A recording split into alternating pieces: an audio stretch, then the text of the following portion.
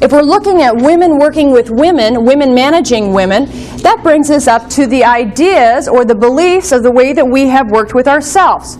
Let's just have some fun here for just a second. Let's just imagine that everyone on this side of the room, you all are women. And you all are men on this side of the room. And I am a facilitator of a very technical test. And I come to the men and I say, men, this was a very difficult test. And I don't understand it. Typically, everyone succeeds and passes this test very well. Unfortunately, all of you men have failed miserably. Why do you believe that you all have failed so miserably? Men, the test was written by a woman. The test was rigged. Who could ever do it in that small amount of time? I mean, you set up an impossible task for us, and there is no way that anyone could have been able to fulfill your expectation. And in fact, where do men typically put failure? Outside of themselves. Ladies, same test. Women, very difficult test, a technical test here. I have to tell you that there was not a single one of you that have succeeded. Every single one of you have failed. Why do you believe that you women have all failed?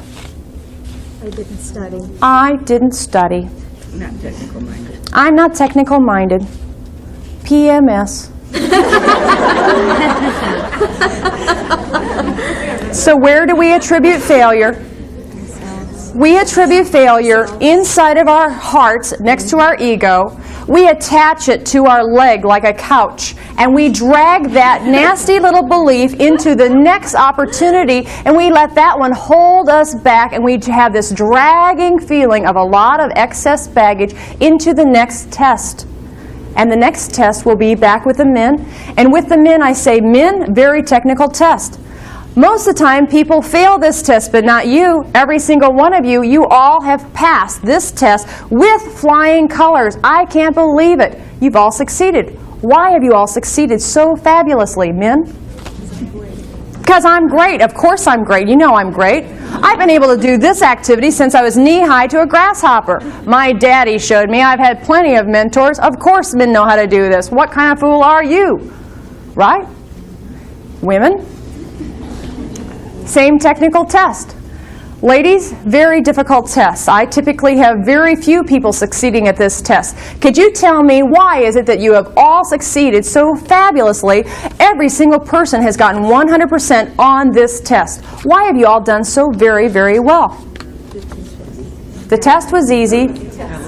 I got lucky.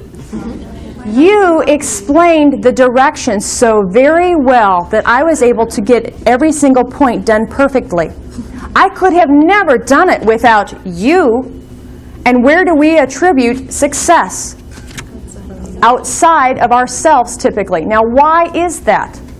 The reason that we do have that, and I want you to imagine with me, let's play with this just for a moment. Why is it that men put failure outside of themselves and success on the inside, and yet we've never learned that? The basic premise, I want you to all just sit up nice and flat, square in your chair. Put your feet flat on the floor.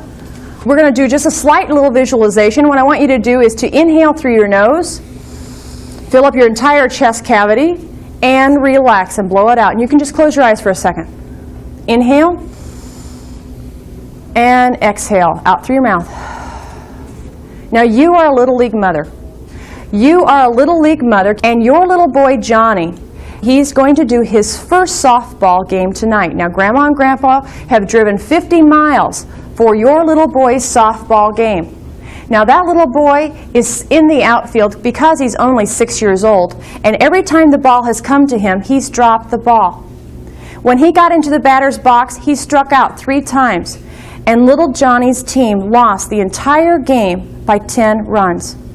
Now, you can open your eyes, and as a good Little League mother, what did we say to little Johnny? You'll win next time. Johnny, losing a game just means you need to practice more. Now, what we're going to do is we're going to get Daddy to come and coach you on the weekend. As a matter of fact, we think you deserve to have a professional coach, and we're going to go out and hire someone that will train you professionally. We feel so good about that. We're going to make sure that you succeed, and we're going to spend the money to make sure that you get the right things. As a matter of fact, we're going to make sure that you have the baseball cards and you have a male image so that you know who you should grow up to be. We're going to take you to the library so that you can see all of the books on the rules and regulations, and we're going to take you to every movie and every TV show so that you can see other people that would be just like you in the future, so you know what to be when you grow up. And we'll make sure that we've socialized you for that success. So men have always had the approval outside of themselves. They have had, we women, mothers, putting them on the pedestal. They've never had to search for that source of approval. They have been conditioned that it would always be there, and it always has been there. Now, we little girls, Mommy would say, why don't you go to Daddy and see if he likes your new Sunday dress and your new patent leather shoes? Daddy, do you like my new outfit?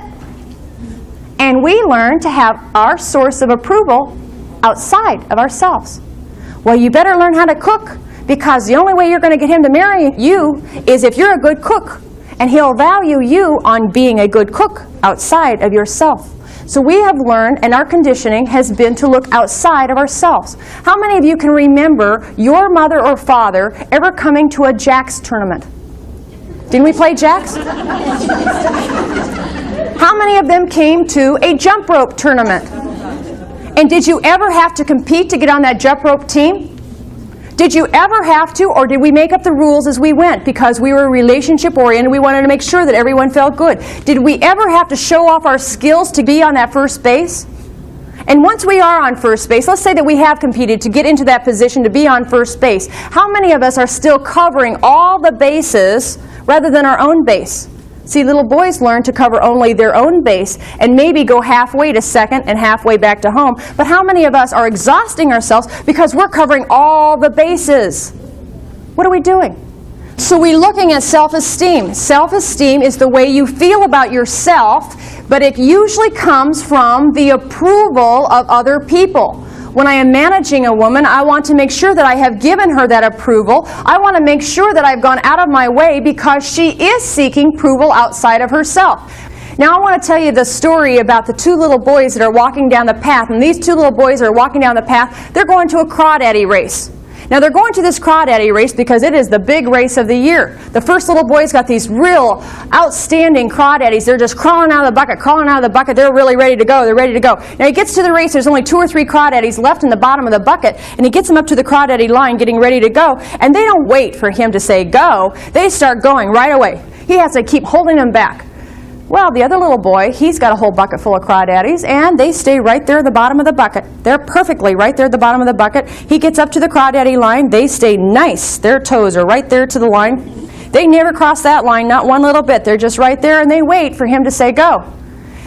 Now, the first little boy said, gee, you've got all your crawdaddies left. How did you keep all those crawdaddies in that bucket? The second little boy said, the way I keep all those crawdaddies in the bucket is I get the right crawdaddies. I got female crawdaddies, because when one of them tried to crawl out to the top to get ahead of everyone else, the rest of them pulled her right back down. What are you doing with the women around you? Are we empowering women, or are we pulling them right back down?